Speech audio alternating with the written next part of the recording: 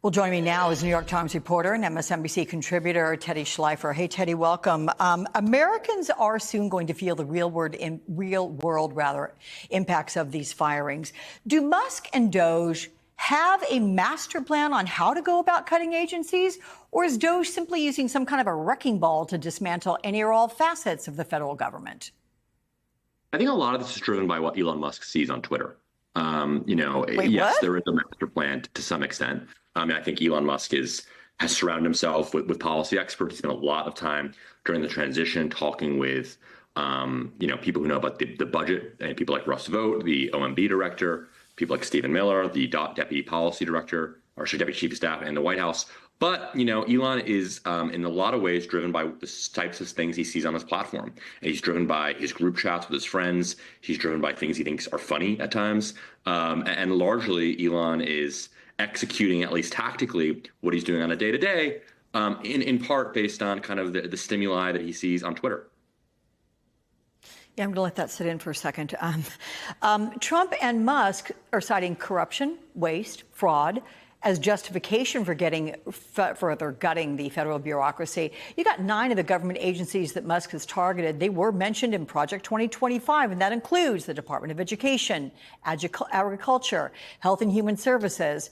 Will the end justify Musk's means? I mean, will he get rid of waste and save taxpayer money? Is there reason to believe that his motives aren't purely personal or just ideological? I'm not somebody who personally thinks, based on my reporting, that Elon is doing anything personally or driven primarily personally by, a desire to cut back on investigations into himself or to, defang regulations that could hurt his companies. But it is true that will happen along the way, right? I mean, I think the reason that we've done so much reporting on these conflicts of interest is not to say that Elon Musk is motivated by these things, but it is, a conflict that is not really being managed. The management has been basically Trump saying that he won't let Elon, do anything that he doesn't think he shouldn't do. Elon has suggested at times he'll sort of do this policing himself. I think generally Elon Musk is genuinely motivated by a desire to cut back on waste, fraud, and abuse. I think he believes everything he's doing is waste, fraud, and abuse. But that phrase has become sort of a catch-all to mean a lot of things. That could mean cutting the Department of Education because you believe the Department of Education shouldn't be so empowered at the federal level. But is that waste, fraud, and abuse, or is that just kind of for, a smaller federal government? Waste, fraud, and abuse sounds bad, right? And it sounds like something that is very packageable and marketable to of a general public. In fact, in some ways, that just like, cutting back on the Department of Education sounds bad. Like people like the Department of Education, people like education. But waste, fraud, and abuse has become this phrase which has sort of lost lots of meaning unless you go into the details there, which Elon has not really been willing to do, at least publicly. Yeah. So critics have warned that this rather unprecedented partnership between the world's most powerful man and richest man is a threat to democracy. And they also predict that this bromance between these two gigantic egos will not last long.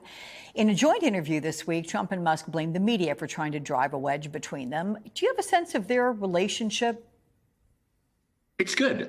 Yes, it is true that, as you're showing on the screen right now, Trump is threatened to some extent, I'll say, by just sort of Elon's celebrity. I don't mean that because he's actively saying that. I just think it's objectively true that, Elon Musk has the celebrity in a way that, your standard White House aide does not. That's just true.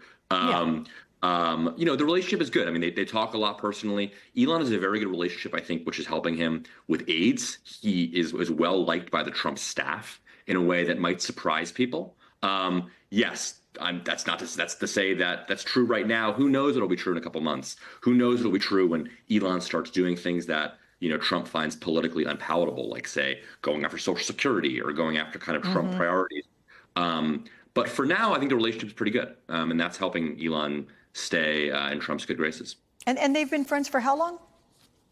I don't know if they've ever really been friends, frankly. I mean, they have known each other really since a dinner that Elon and Trump went to about a year ago now, February or March of 2024, when the modern incarnation of this relationship started. But to your point, like there's not, they have not been calling each other when, a sibling died and, Yeah. offering condolences. They have not gone to college together or anything like that. This is a new relationship. It's really a transactional relationship. It's working out for now, but there's not this kind of bank of goodwill that they're drawing upon. Got it.